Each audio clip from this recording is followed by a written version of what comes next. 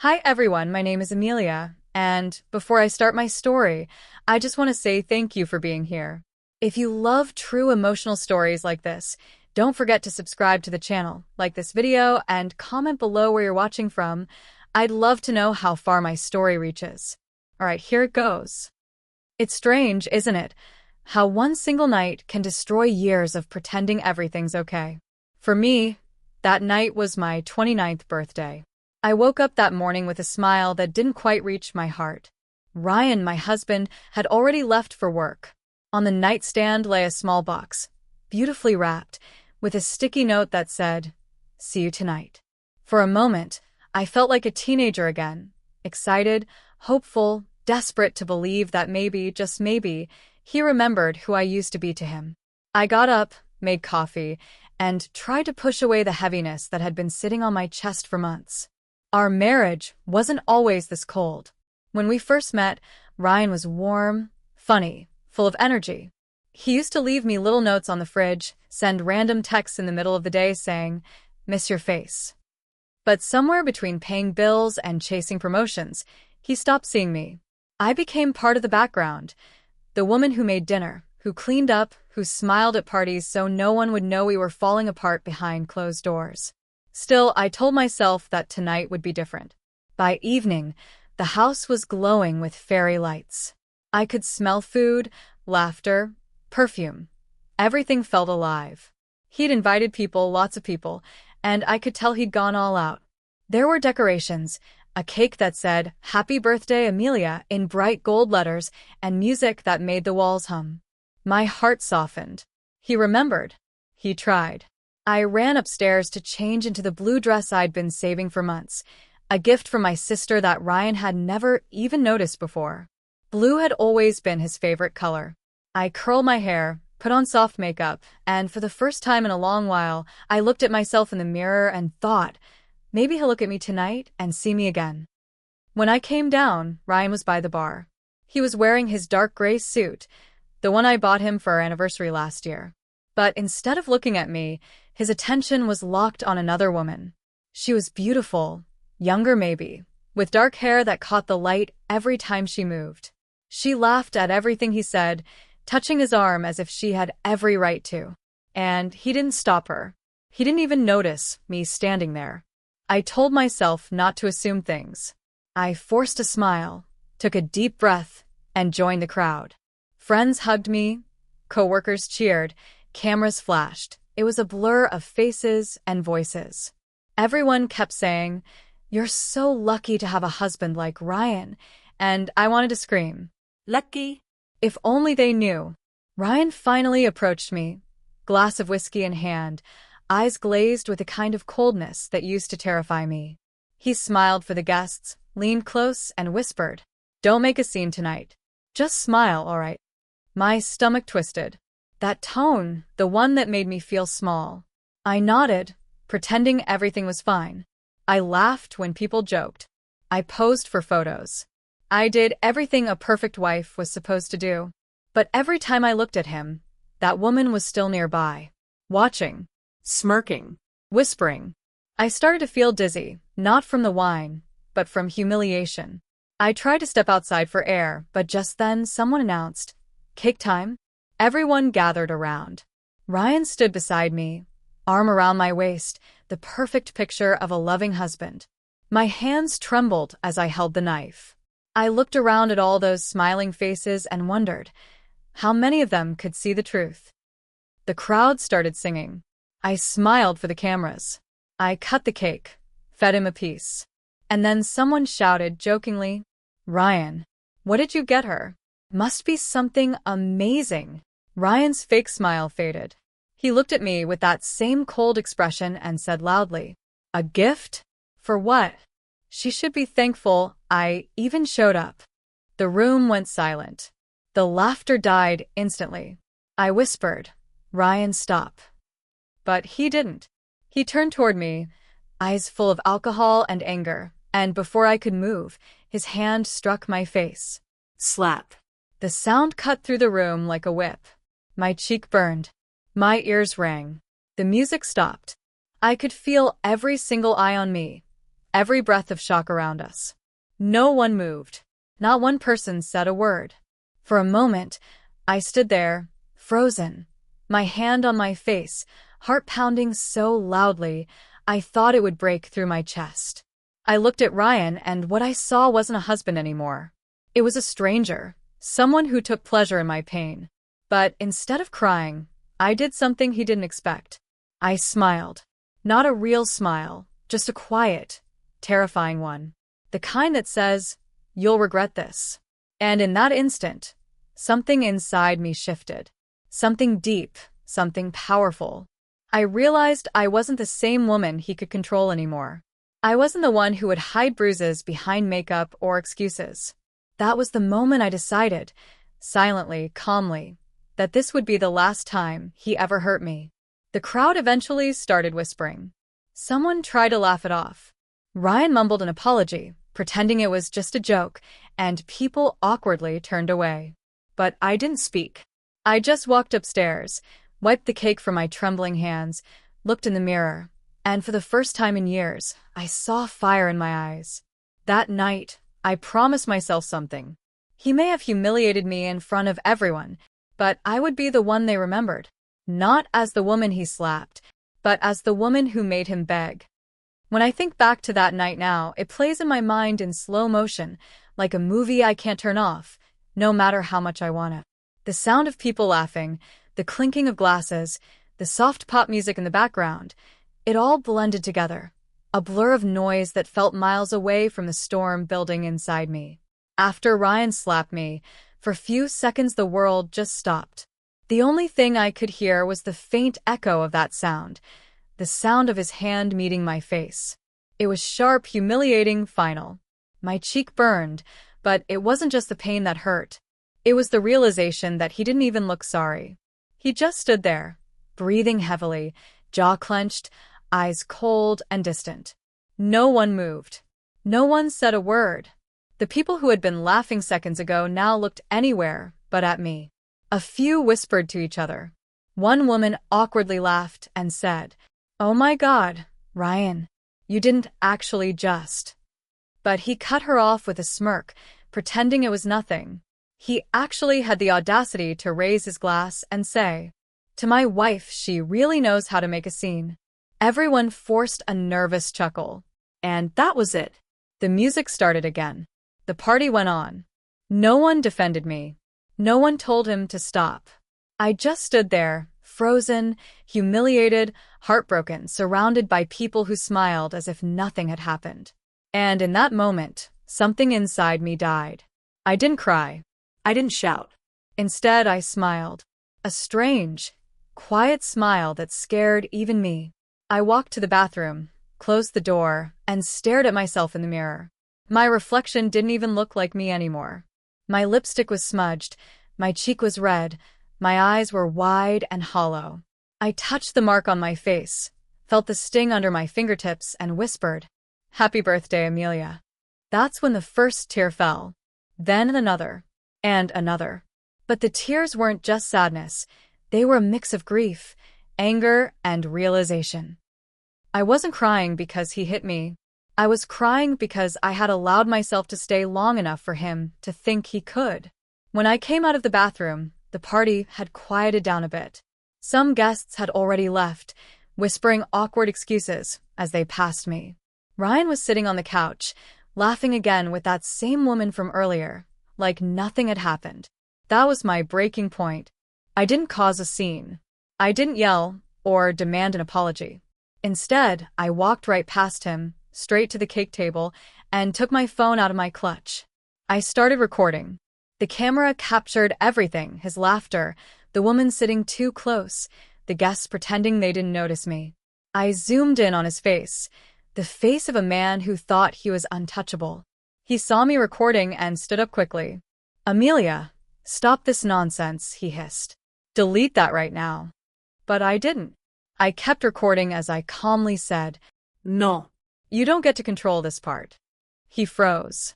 Maybe for the first time, he saw the look in my eyes, not fear, not weakness, but calm determination. He reached for my phone, but I stepped back and said quietly, "If you touch me again, Ryan, I swear you'll regret it. Everyone heard me.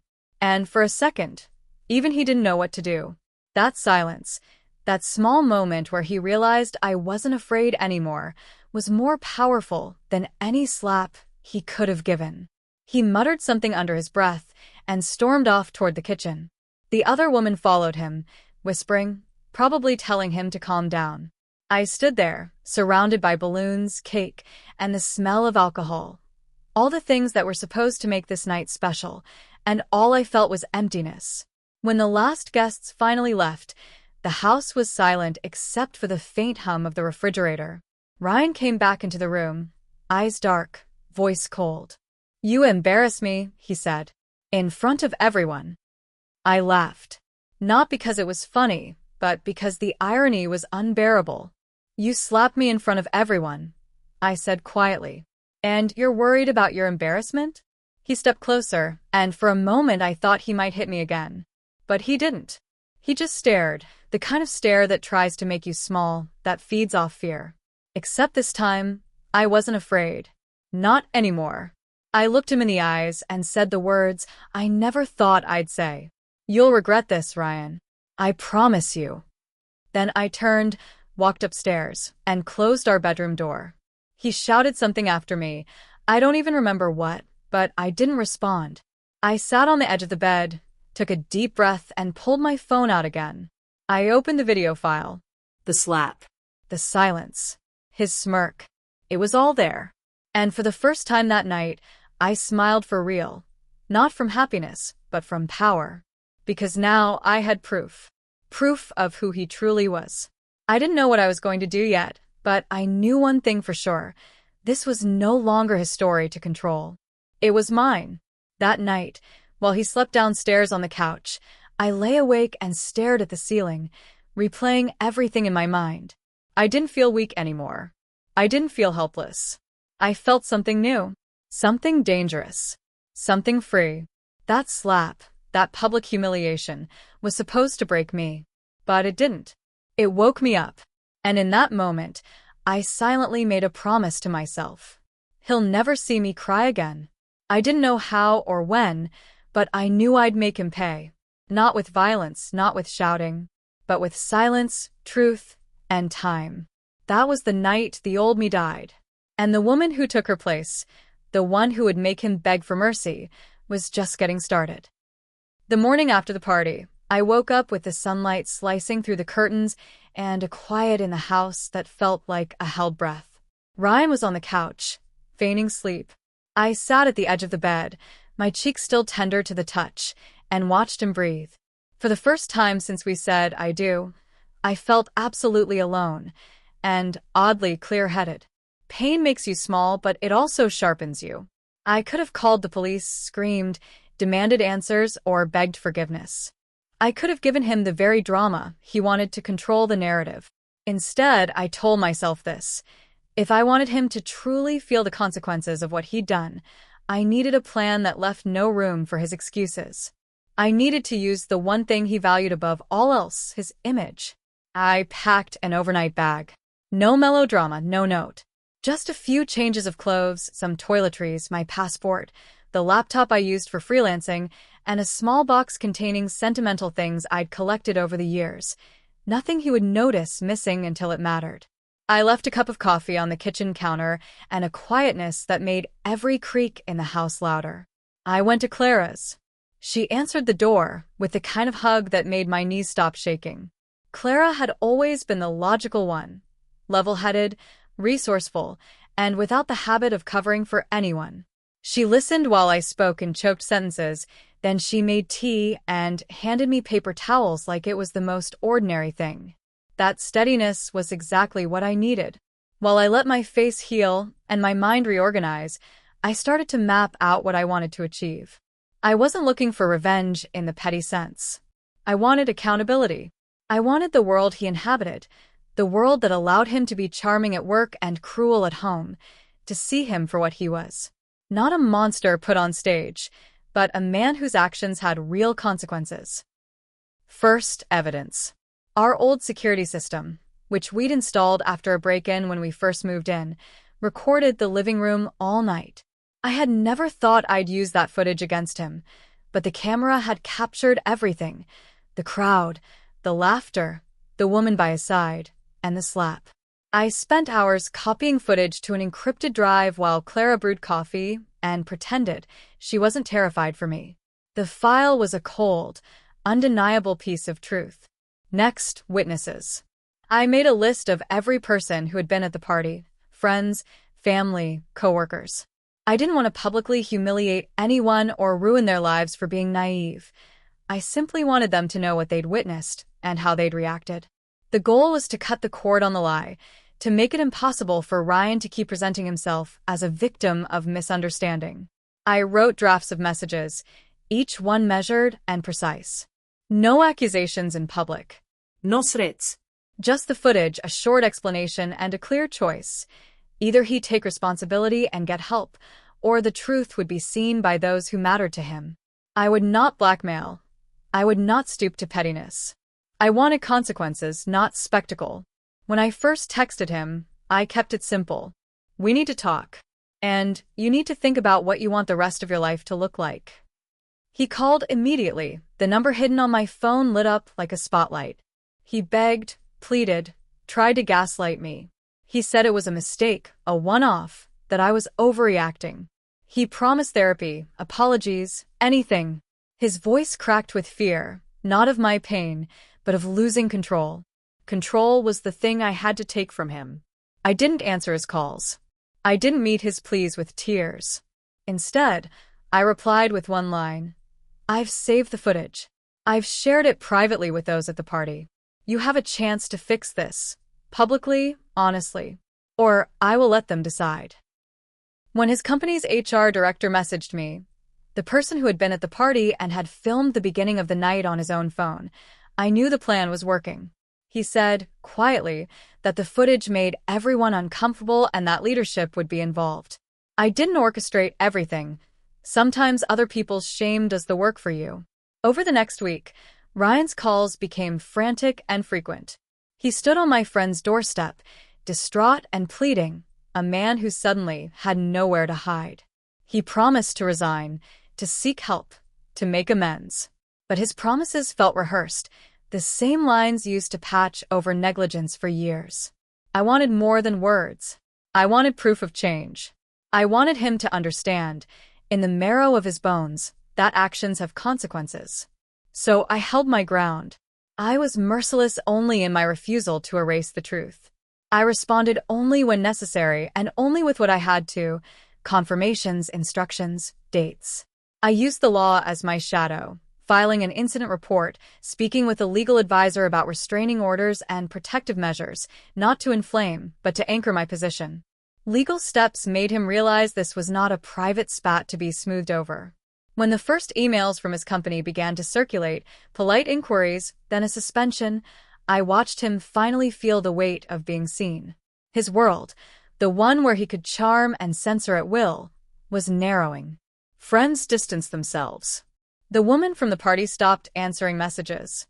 His calendar, once filled with meetings and dinners, had blank spaces where people used to assume he'd be. He came to me, one last time, begging for mercy. Standing there, I felt a strange pity that had nothing to do with tenderness. I thought of the nights I had swallowed apologies that never came, of the times I had made excuses for him. I realized mercy didn't mean rescuing him from the consequences of his choices. It meant letting him live with them. So I told him, calmly, what I had done and why. I told him I would not post the video publicly if he sought counseling, if he made restitution, if he accepted responsibility before those he'd hurt. It wasn't a bargain born of malice. It was the final, adult choice in a story I had been writing for years.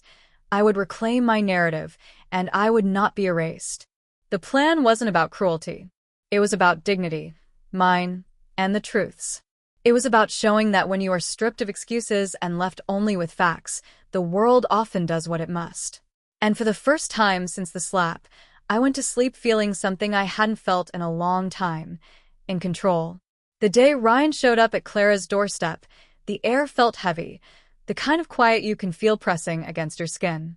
I saw his car from the window first, the same silver sedan he'd proudly called his second love.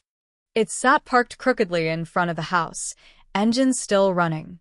Clara was in the kitchen when the doorbell rang. She froze, looked at me, and whispered, "Do you want me to answer it?" I nodded. From where I stood at the hallway corner, I could see him when the door opened. He looked nothing like the man who'd slapped me that night. His tie was loose, his hair disheveled, his face pale and drawn. There was something desperate in his eyes, something almost broken. "Please, Clara," he said quietly. "I just need to talk to her. Just for a few minutes." Clara's lips tightened. "You have 5, she said flatly. "And you'll talk in the living room, with me right here." When he stepped inside, I swear the temperature dropped. His presence felt suffocating, familiar in all the worst ways. He didn't look at me at first. His eyes darted around the room like he was searching for words that wouldn't come. Finally, he said my name, "Amelia." I didn't respond. He took a hesitant step closer, his voice trembling. "I don't even know where to start. I made a mistake, a horrible one. I was drunk and angry and—" I cut him off. "Don't you dare say you were drunk. You were perfectly aware of what you did." He flinched. His hands tightened into fists before he forced them open again. I know. You're right. I can't explain it. I lost control. I didn't mean to hurt you." I laughed bitterly. "You didn't mean to hurt me? Ryan, you humiliated me. You hit me in front of everyone we know. You made me a spectacle at my own birthday party." He opened his mouth to respond, but I kept going, years of swallowed words finally breaking free. "Do you have any idea what it feels like to be the punchline of your husband's rage? To watch the man you loved turn into a stranger right in front of you, while everyone else pretends it's fine?" Tears pooled in my eyes, but my voice didn't shake. "You didn't just slap me, Ryan. You made me invisible." He sank into the armchair, head in his hands. "I've lost everything," he muttered. "My job suspended me. People won't talk to me. My reputation's ruined. Please, Amelia, you have to understand. I can't live like this." Something in me hardened. "You can't live like this? You?" He looked up at me, eyes red, voice cracking. "I'm begging you. Please take the video down. I'll do anything. Therapy, rehab, whatever you want. I just need a chance to fix this."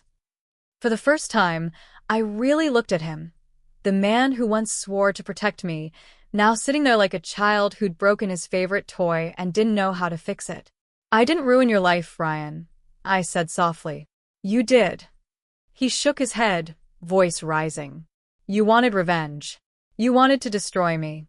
"No," I said, standing straighter. "If I wanted revenge, I would have made that video public. I didn't. I just showed the truth to the people who were there, the same ones who stayed silent. That's not revenge. That's reality." He stood up abruptly, pacing, running his hands through his hair. "You don't understand. My boss, my clients, they all think I'm some kind of monster." I looked at him, unblinking. "Then maybe it's time you stop behaving like one." That silenced him. He sank back down, shaking, mumbling something I couldn't make out. After a long moment, I said quietly, "I didn't come here to ruin you, Ryan. I came here to end what you started. I don't want your apology. I want your acknowledgement. I want you to admit what you did." To me. To them. "To yourself." He looked up, defeated. "I hit you. I humiliated you. I betrayed everything I promised you. I know that. I know I don't deserve forgiveness." "Good," I said, "because I'm not offering it." He stared at me, speechless, stunned. I took a slow breath, my voice calm but firm. "You think this is punishment, but it's not. This is mercy. You get to live. You get to rebuild. You get to feel what I felt, every whisper, every judgment, every sleepless night, until you understand what it's like to be the person you broke." A tear slipped down his face. "Please," he whispered, "tell me what to do." I looked at him for a long moment. The man I had once loved, now stripped of pride and charm. Then I said, "Do better. For once in your life, just do better. Not for me, for yourself. Because I'm done saving you." I turned toward the door. He reached out instinctively, as if to grab my hand, but stopped himself halfway. I didn't look back. Before I walked out, I said the last thing he'd ever hear from me. You wanted to make me small, Ryan, but all you did was make me stronger. And with that, I left him, sitting in Clara's living room, surrounded by the silence he'd created. Outside, the wind felt cold but clean against my skin. For the first time in years, I breathed without fear. That confrontation didn't just end our marriage. It ended the version of me that needed his approval to feel whole. A week after the confrontation, the world felt quieter. Not peaceful yet, just different. The silence didn't hurt anymore. It felt earned. Ryan hadn't called since that day. No late-night texts. No desperate knocks on the door. Just absence. And that absence, surprisingly, felt like freedom. But closure, real closure, doesn't come from silence. It comes from facing the wreckage one last time and choosing to walk away from it. So when the lawyer called to confirm the final divorce hearing, I didn't hesitate. I'll be there, I said. My voice was steady, stronger than I remembered it ever being. The courtroom was cold, echoing with the shuffle of papers and the low hum of voices. Ryan sat across from me at the long wooden table, clean-shaven this time, suit pressed, pretending to look composed. But I could see the tremor in his hand as he fiddled with his pen. He didn't look at me. Not once. The judge read through the documents briskly, asking routine questions: assets, alimony, property division. I answered clearly, never once raising my voice. I'd come too far to let emotions ruin what logic had built. When the judge finally said, "Mrs. Hartley, do you have anything to add before the decree is finalized?" I took a deep breath. "I do," I said, standing. Ryan's head snapped up. I turned to the judge, keeping my tone calm but firm. "Your Honor, I'm waiving any financial compensation. I don't want the house, the car, or the accounts. All I want is closure." Ryan's eyes widened. His lawyer looked confused. "Are you sure?" the judge asked. "You're legally entitled to." "I'm sure," I interrupted softly. "I've already taken what I needed." And it was true.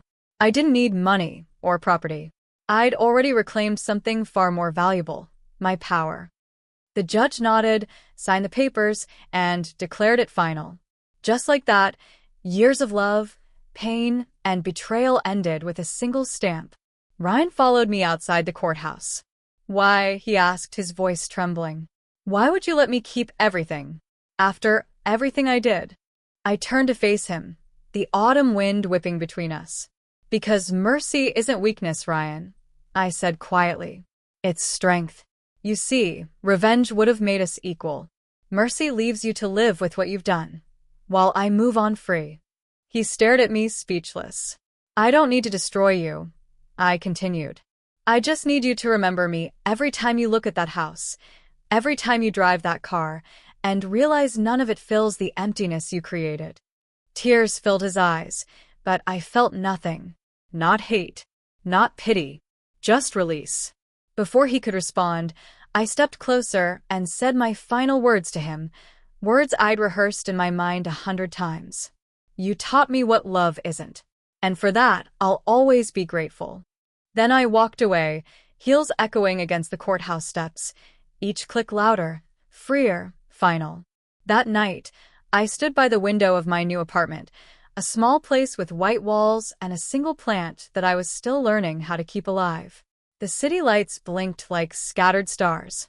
Somewhere below, people laughed, cars honked, life went on. I took a deep breath. For the first time in years, my reflection in the glass didn't look like a stranger. I whispered to her, to me, "You made it." My phone buzzed with a message from Clara. "Dinner tomorrow? You deserve to celebrate." I smiled. "Yeah," I murmured. Ido. But before I put the phone down, a notification caught my eye, a social media tag. Someone had shared an article. "Domestic abuse survivor speaks out, inspires thousands." It was my story. The video from the party had quietly gone viral. Women from across the world had shared their own stories in the comments. And just like that, I realized something. My story wasn't just mine anymore. It had become a spark, one that burned away shame, one truth at a time. I looked out the window again and smiled, not the bitter, broken smile I once wore, but something pure, something free. Mercy didn't mean forgiving him. It meant releasing myself from the chains of what he did. It meant walking away, not to forget, but to rebuild. It meant understanding that survival wasn't about being untouched by pain, it was about learning to live beyond it. So, when the night deepened and the city lights dimmed, I whispered one last thing to the universe. This is my mercy, not for him, but for me. And in that quiet, I felt it. The peace I'd been chasing finally finding its way home. The days that followed felt like standing in the eye of a storm that had finally passed. Everything was still, too still, but beneath the quiet, there was a strange calm that I hadn't felt in years. I woke up early now, not because I had to, but because I wanted to. The sunlight that once fell across an empty bed now felt like a blessing instead of a reminder.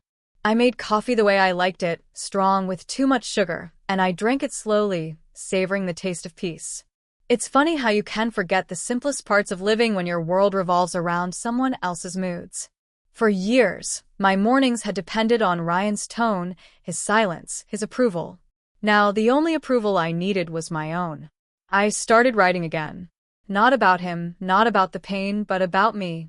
About women who broke and healed and learned to love themselves again. Every word felt like a stitch closing an old wound. Clara visited often. She'd bring takeout, sit cross-legged on my couch, and tease me for how boring my new life was. But I could tell, behind her jokes, she was proud. "You look lighter," she said once. "Like you finally put down something heavy." And she was right. I had. Sometimes, late at night, I'd catch myself thinking about the party. That slap, that sound, that crowd silence. But instead of anger, I felt a quiet gratitude. Because that night, the night that shattered me, was also the night I found my strength. Ryan did try to reach out eventually. Emails, letters, a few late-night calls from unknown numbers. I didn't answer any of them. I didn't block him either. I didn't need to. My silence was louder than anything I could have said.